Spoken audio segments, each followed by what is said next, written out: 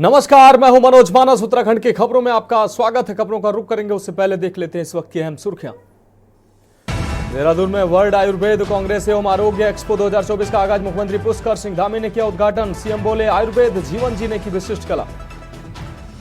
प्रयागराज में महाकुंभ को लेकर देहरादून में प्रेस कॉन्फ्रेंस, धामी कैबिनेट मंत्रियों ने की शिरकत। उत्तराखंड वासियों को दी गई महाकुंभ की तैयारियों की जानकारी। गुरुद्वार में बांग्लादेश के खिलाफ विरोध प्रदर्शन तेज। बांग्लादेश में हिंदुओं पर हो रहे अत्याचार को बंद करने की मांग। पूर्व सैनिक संघर्ष समिति के बैनर तले पूर्व सैनिक सड़क पर उतरे। पहाड़ी क्षेत्रों में बर्फबारी ने मैदानी इलाकों में बढ़ाई ठंड। सरकार ने अलाव और रैन बसेरों की व्यवस्था को दुरुस्त करने के दिए आदेश। विधायक मुन्ना सिंह चौहान ने किया निरीक्षण। मनचले की छेड़छाड़ से 10वीं की छात्रा ने स्कूल जाना छोड़ा। आरोपी वेद प्रकाश छात्रा को स्कूल आने जाने के दौरान रास्ते में रोककर करता है छेड़छाड़। और नैनीताल में पिंजरे में कैद हुआ आदमखोर बाघ। 30 सदस्यों की टीम ने 20 कैमरों की मदद से किया काबू। आप देख रहे हैं के न्यूज, खबरों का सारथी। और अब खबरें विस्तार से। देहरादून से अहम खबर है, जहां देहरादून में आयोजित वर्ल्ड आयुर्वेद कांग्रेस एवं आरोग्य एक्सपो 2024 का आगाज हो गया है। ये 3 दिनों तक चलने वाले इस कार्यक्रम में इंटरनेशनल असेंबली का आयोजन किया जाएगा। इसमें दुनिया के विभिन्न देशों में केंद्रीय आयुष मंत्रालय के स्तर पर स्थापित आयुष चेयर के प्रतिनिधि इस असेंबली में उपस्थित रहकर विचार विमर्श करेंगे। वहीं मुख्यमंत्री पुष्कर सिंह धामी ने बताया कि इसका उद्देश्य दुनिया के तमाम देशों में आयुर्वेद के व्यापक प्रचार प्रसार के लिए रणनीति तैयार की जा सके। उन्होंने बताया कि 12 से लेकर 14 दिसंबर तक हर दिन असेंबली का कार्यक्रम रखा गया है। वहीं कार्यक्रम में पहुंचे केंद्रीय राज्य मंत्री प्रताप राव जाधव ने कार्यक्रम की जमकर सराहना की।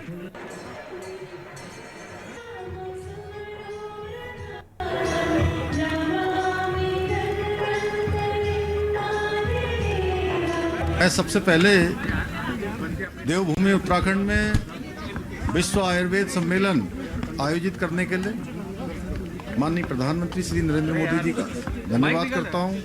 हमारे आयुष विभाग के मंत्री आदरणीय प्रताप राव जी का धन्यवाद करता हूं। आज यहाँ पर देहरादून में 10वीं आयुर्वेद कांग्रेस और जो हमारे यहाँ पर आयुर्वेद एक्सपो का 2024 का भी उद्घाटन यहाँ पर हमने अभी किया।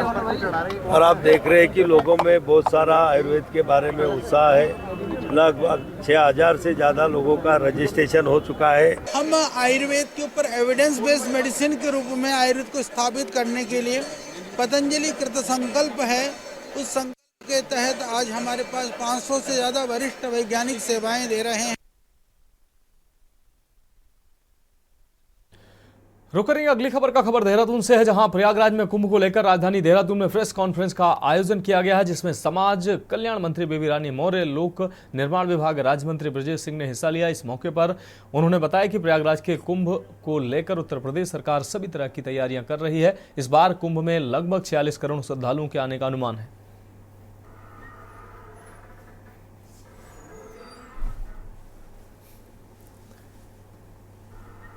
हमारा उसी थीम पर होगा।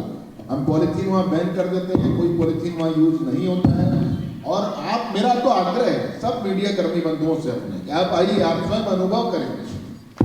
हम 19 में इसका एक प्रमाण दे चुके हैं। और दूसरा, ये हमारा जो 25 का कुंभ है, हमारी व्यवस्थाएं उससे हमने बेहतर की है। हमारे लिए इस कुंभ का एक महत्व है। और जैसा दीदी ने भी कहा था, जब मेरे जिस दूसरे मित्र ने एक प्रश्न किया था कि क्या हम ये मानेंगे एक है तो नेक है।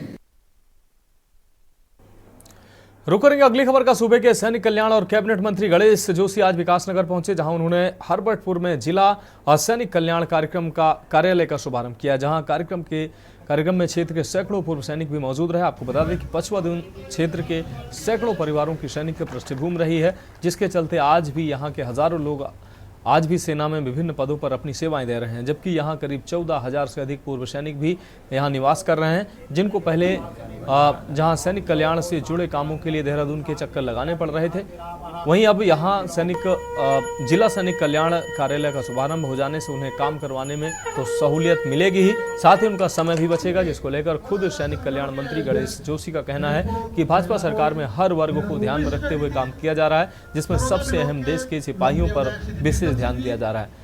साथ ही कहा कि भाजपा कहने में नहीं करने में विश्वास रखती है।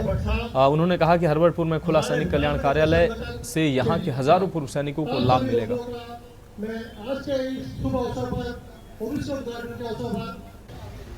देखिए, आज इस क्षेत्र में सैनिक कल्याण कार्यालय का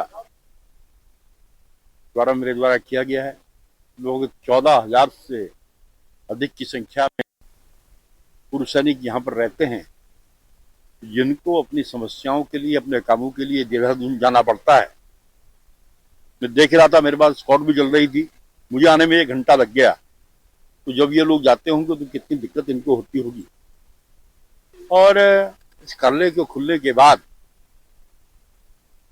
जो सैनिक कल्याण की जितनी योजनाएं हैं, जिनको इनके कार्यालय के माध्यम से हम सैनिक को देते हैं, उनका लाभ इनको मिलेगा। और मैं आभार करना चाहता हूं माननीय मुख्यमंत्री जी का। मेरे अनुरोध पर 1 साल पहले ही ये घोषणा की गई थी। देहरादून और पिथौरागढ़, जहां पर पूर्व सैनिक भारी संख्या में हैं, और ये पहली सरकार है कि इतनी गति से काम करती है। नहीं तो फाइलें घूमती रहती हैं, लोग चक्कर काटते रहते हैं, काम नहीं होते हैं। इसके लिए माननीय मुख्यमंत्री जी का मैं आभार करता हूँ। बढ़ेंगे अगली खबर की ओर। खबर नई टिहरी से है, जहां विधायक विनोद कडारी ने अपनी क्षेत्र की समस्याओं को लेकर अधिकारियों पर विफर पड़े और रेलवे अधिकारियों को डीएम के सामने ही 1 घंटे के अंदर स्टेडियम बनाने का आदेश जारी करना पड़ा। जिला कलेक्ट्रेट में आज देवप्रयाग विधायक विनोद कडारी ने अपनी क्षेत्र की समस्याओं को लेकर जिला अधिकारियों की बैठक ली। जिलाधिकारी सभागार में बैठक में पहुंचे लोक निर्माण विभाग, जल निगम विभाग, रेलवे विभाग सहित कई अन्य विभागों के अधिकारियों को आज जमकर उन्होंने फटकार लगाई।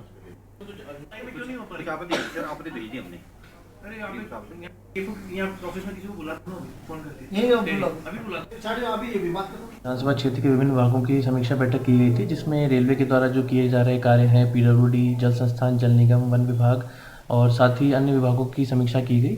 और उसके साथ ही जो डिपार्टमेंट्स में कहीं जहाँ डिले हो रहा था काम में, स्वीकृतियों में डिले है या फिर किसी विभागीय अधिकारी की लापरवाही के साथ कुछ हो रहा था, तो उसका भी समीक्षा की गई और सभी को कहा गया कि त्वरित गति से अपने अपने विभागीय कार्यों को अमल में लाएंगे। और मैं रेलवे के अधिकारी को फटकार भी लगाई। और आपने देखा होगा कि मात्र 1 घंटे के अंदर रेलवे ने आदेश जारी कर दिए हैं कि हम जो है 12/12/2024 से जिलाधिकारी महोदय के उत्तर में जो सर जो है समतलीकरण के लिए, टनल के लिए जो है हम लोग इसका डालने का काम शुरू कर देंगे। तो वहाँ पे क्योंकि मैंने पिछले मीटिंग जो मैंने 2 में 1.5 महीने पहले ली थी, हमने स्टेडियम की ज़मीन भी क्लियर कर दी है और स्टेडियम का भी सब कुछ जिनको दे दिया। अब रेलवे को वहाँ पे स्टेडियम का काम शुरू कर रहे हैं। रुक करेंगे अगली खबर का। सनातन धर्म और श्री बाबा श्याम खाटू नाम के प्रचार को लेकर साइकिल पर पूरे देश में भ्रमण पर निकले श्याम प्रेमी का रुड़की पहुंचने पर श्री श्याम मित्र मंडल के पदाधिकारियों ने स्वागत किया और उनकी इस अनूठी पहल की प्रशंसा की है। राजस्थान के सूरजगढ़ निवासी लोकेश नाम के श्याम प्रेमी ने 2 साल पहले पूरे देश में साइकिल यात्रा से सनातन धर्म और खाटू श्याम बाबा के नाम प्रचार करने का बीड़ा उठाया था। श्याम प्रेमी लोकेश ने 17 फरवरी 2022 को यात्रा की शुरुआत जनकपुर धाम नेपाल खाटू श्याम मंदिर से की थी। आज रुड़की पहुंचने पर श्री श्याम मित्र मंडल के पदाधिकारियों व सदस्यों ने कैंप कार्यालय पर उनका भव्य स्वागत किया। साइकिल से यात्रा कर रहे श्याम प्रेमी लोकेश ने बताया कि अभी तक उन्होंने 5 राज्यों में अपनी यात्रा पूरी कर ली है। सरकार की बोलो हरे के सहारे की बोलो हरे के सहारे की श्याम प्यारे की। सबसे पहले बाबा श्याम की एक यात्रा शुरू की थी जनकपुर से खाटू धाम के लिए। नेपाल की यात्रा थी, वो मैंने बस बाबा को ऐसे ही बोल दिया था और उसी के लेकर के की थी। उस समय मेरे सामने बहुत से चैलेंजेस आए थे, तो मुझे ऐसा लगा कि मुझे अपने धर्म के लिए कुछ करना चाहिए, ताकि मेरी तरह और भी कोई यात्री अगर यात्रा पे निकलता है तो जो समस्याएं मेरे साथ आई वो किसी दूसरे के साथ ना आए। कार में एक माला में पिरोने के लिए ये बहुत बड़ी बात है। ये हमारे रुड़की का भी सौभाग्य है और मैं इनका भी सौभाग्य कहूँगा कि इनको भी हरिद्वार गंगा के दर्शन हो गए, तो ये भी बहुत बड़ी बात है। देखिए, श्याम परिवार तो एक ऐसा परिवार है, इसको तो एक बार ये पता लगना चाहिए कि हाँ, जय श्री श्याम बोला परिवार बन गया। अब रुक करेंगे अगली खबर का। खबर देहरादून से, जहां पुलिस महानिरीक्षक गढ़वाल परिक्षेत्र की जिम्मेदारी मिलने के बाद आज नवनियुक्त पुलिस महानिरीक्षक गढ़वाल राजीव स्वरूप ने अपना पदभार ग्रहण कर लिया है। आपको बता दें, पदभार ग्रहण करते ही राजीव स्वरूप ने अपनी प्राथमिकताएं भी गिनाई, जिसमें उन्होंने कहा कि शीतकालीन चारधाम यात्रा और उत्तराखंड में होने वाले राष्ट्रीय खेलों की बहुत बड़ी जिम्मेदारी है, जिसको बखूबी निभाया जाएगा। इसके साथ ही देहरादून और हरिद्वार शहर में बढ़ती जनसंख्या को देखते हुए ट्रैफिक जाम के साथ ही बढ़ते क्राइम की समस्या भी बड़ी चुनौती है।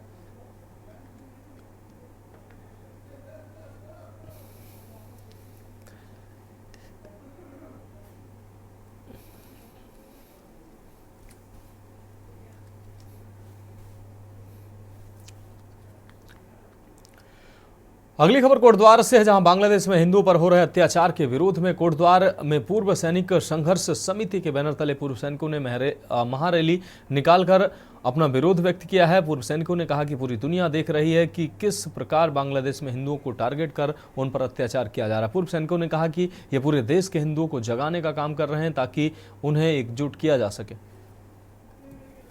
जिस प्रकार का अत्याचार और जेनोसाइड बांग्लादेश में हो रहा है, वो न कहीं मानवता को शर्मसार करने वाला है। और आज कोटद्वार के प्रबुद्ध जन और उसमें खासकर पूर्व सैनिकों ने ठाना है कि बांग्लादेश के हिंदुओं को बचाना है। इस मुहिम के आधार पर आज हमने एक महारैली का आयोजन किया, और जिसके माध्यम से आप देख रहे होंगे कि आज हमने कोटद्वार में एक विशाल रैली निकालकर यहाँ के हिंदुओं को जगाने का एक प्रयास हमारा है, और हम प्रयासरत रहेंगे जब तक कि बांग्लादेश के हिंदुओं को और इसके देश के हिंदुओं को अपना न्याय नहीं मिल जाता। क्योंकि आप जानते हैं कि विगत में किस प्रकार की घटनाएं देश में भी हुई हैं। रुक करेंगे अगली खबर का। रुद्रपुर में कक्षा 10वीं की एक छात्रा ने मनचले की छेड़छाड़ से तंग आकर स्कूल जाना छोड़ दिया है। पीड़ित छात्रा की मां ने पुलिस को तहरीर देकर एक युवक पर बेटी को स्कूल जाते समय परेशान करने का आरोप लगाया गया। पुलिस ने मुकदमा दर्ज कर रामपुर निवासी आरोपी की तलाश शुरू कर दी है। रुद्रपुर निवासी एक महिला ने पुलिस को तहरीर देकर बताया कि उनकी 16 वर्षीय बेटी शहर के ही इंटर कॉलेज में कक्षा 10वीं की छात्रा है। आरोप है कि साहूकारा मोहल्ला रामलीला ग्राउंड के पास उत्तर प्रदेश के थाना बिलासपुर रामपुर निवासी सजन पुत्र वेद प्रकाश उनकी बेटी को स्कूल आने जाने के दौरान रास्ते में रोककर छेड़छाड़ करता है। विरोध करने पर उसे धमकी देता है। इससे उनकी बेटी डर गई है और पिछले 10 दिन से स्कूल नहीं जा रही है। सीओ सिटी निहारिका तोमर ने बताया कि पुलिस ने आरोपी के खिलाफ मुकदमा दर्ज कर लिया है। आरोपी की गिरफ्तारी के लिए टीमों को लगाया गया है।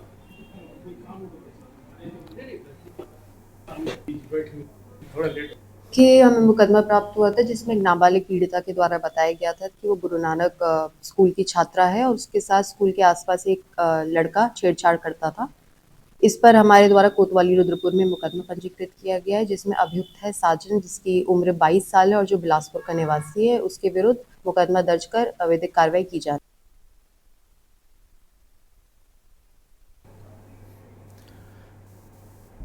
रुक करेंगे अगली खबर का। हल्द्वानी में श्रम विभाग में बीते माह हुए साइबर अटैक के बाद एक बार फिर से श्रम कार्ड के नवीनीकरण का काम शुरू कर दिया गया है। यूपी श्रम आयुक्त कमल जोशी ने बताया कि उत्तराखंड भवन सन्निर्माण कर्मकार कल्याण बोर्ड के अंतर्गत पंजीकरण श्रमिकों के नवीनीकरण व नए पंजीकरण की कार्रवाई 2 महीने तक बाधित रही, लेकिन अब नवीनीकरण और पंजीकरण की कार्रवाई फिर से शुरू कर दी गई है। 2 महीने कार्य बाधित रहने के दौरान जिन लोगों के नवीनीकरण का कार्य छूटा है उसे भी पूरा किया जा रहा है। इसके बाद टूल किट वितरण किए जाएंगे। देखिए, बीच में जो साइबर अटैक हुआ था उस वजह से लगभग 2 माह तक हमारे जो कर्मकार बोर्ड के अंतर्गत जितने भी काम होते हैं वो प्रभावित रहे थे। लेकिन अभी पिछले सप्ताह जो है वो जो नवीनीकरण का कार्य है वो प्रारंभ कर दिया गया है, क्योंकि नवीनीकरण न होने की वजह से बहुत सारे लोग जिनका रिन्यूअल वगैरह होना था उनकी डेट वगैरह निकल जा रही थी, तो इसलिए वो प्रारंभ हो गया है। और रिन्यूअल के बाद जो है हमारे सामान वितरण का जो पूरे प्रदेश स्तर पर काम चल रहा है, हमारे सभी जो यहाँ से जिले हम लोग देखते हैं वहाँ काम चल रहा है, उसमें सारे लोगों को जो है रिन्यूअल के बाद जो है सामान हम लोग प्रोवाइड कर पा रहे हैं। अगली खबर लक्सर से, जहां पूर्व कैबिनेट मंत्री एवं पूर्व सांसद अवतार सिंह ने लक्सर में पत्रकारों से वार्ता करते हुए कहा कि मेरे ऊपर साधु संतों का आशीर्वाद है। अभी मैं यहाँ राजनीतिक मंशा से नहीं आया हूँ। मुझे देवभूमि के संतों ने कहा है कि आप हरिद्वार की पावन भूमि पर जन्म दिन मनाओ और यहाँ की देव तुल्य जनता का आशीर्वाद लो। बढ़ाना ने कहा कि अगर मैं अच्छे काम की तरफ बढ़ रहा हूं तो सपोर्ट करो। यदि मुझे मां गंगा ने बुलाया है तो हरिद्वार जरूर आऊंगा और यहाँ से लोकसभा का चुनाव भी लड़ूंगा।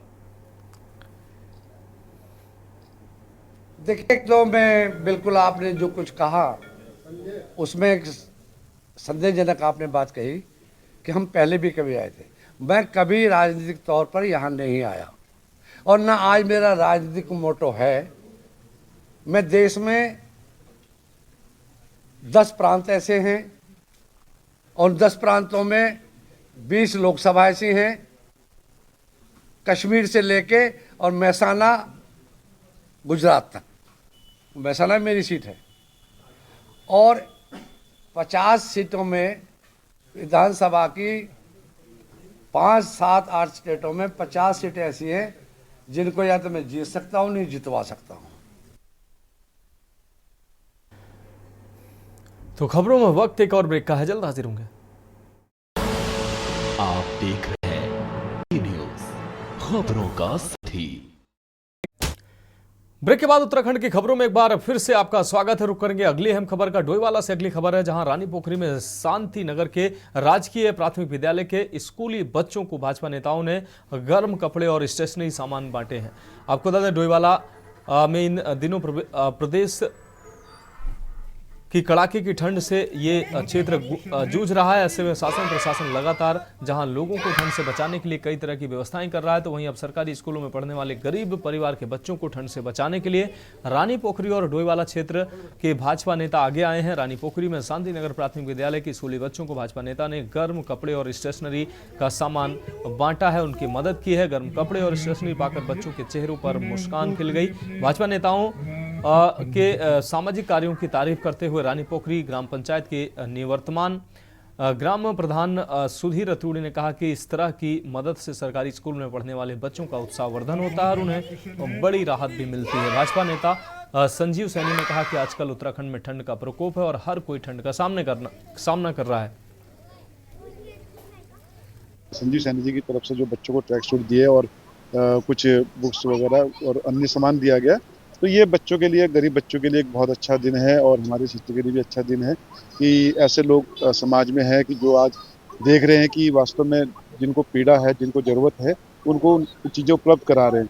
तो ऐसी परंपरा समाज में होनी चाहिए, सबके अंदर आनी चाहिए और ये प्रयास इनकी तरफ से शुरू किया गया है और आगे भी उम्मीद करेंगे कि हमें इनका सहयोग हमेशा मिलता रहेगा।